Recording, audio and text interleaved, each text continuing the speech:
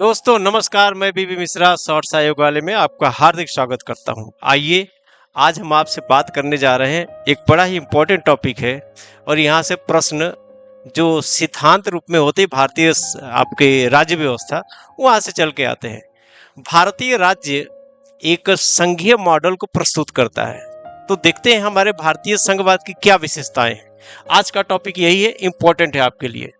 सबसे पहले देखिए, यहाँ पे दोहरी नागरिकता का प्रावधान है। किसी भी संघीय व्यवस्था में दोहरी नागरिकता, दोहरी राजनीतिक प्रणाली, सॉरी नागरिकता नहीं, दोहरी राजनीतिक प्रणाली, जिसमें केंद्र में संघ और परिधि पर राज्यों से निर्मित एक मॉडल होता है। हमारे यहाँ भी है ये, और जिसको कहा जाता है कि ये विनाशी राज्यों का अविनाशी संघ है। मतलब राज्यों का विनाश हो सकता है, भले परिधि पर हो, उनके नाम में परिवर्तन, उनके सीमा में परिवर्तन, एक नए राज्य का उदय किया जा सकता है, खत्म किया जा सकता है, इस टाइप का है कुछ। लेकिन ये दो प्रणाली दिखती है। लिखित संविधान, संघीय शासन व्यवस्था की ये विशेषता होती है कि संविधान लिखित होता है ताकि संसद उसमें आमूल-चूल परिवर्तन ना कर दे।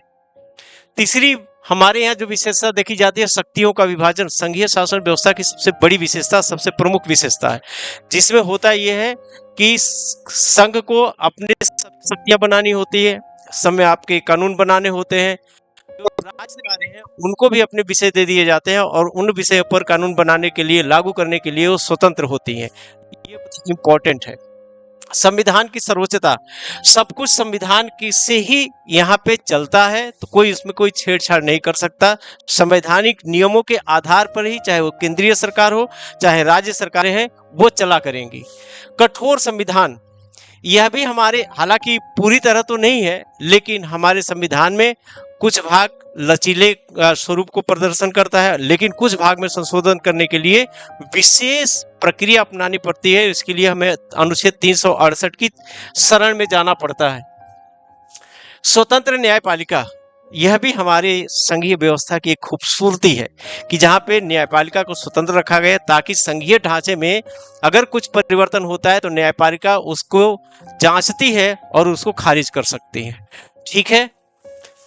द्विसदनीय व्यवस्था, हमारे यहाँ द्विसदनीय व्यवस्था संघीय मॉडल की विशेषता होती है। एक जनता का प्रतिनिधि सभा होती है और एक राज्यों का प्रतिनिधित्व होता है, जहाँ पे राज्य अपनी बातें रख सकते हैं। तो हमारे यहाँ द्विसदनीय व्यवस्था भी है। और इस प्रकार से ये ऐसे ही इंपॉर्टेंट टॉपिक के लिए हमसे जुड़े रहिए। बहुत बहुत धन्यवाद। और हाँ जी, हमें सब्सक्राइब जरूर करिएगा, बहुत जरूरत है।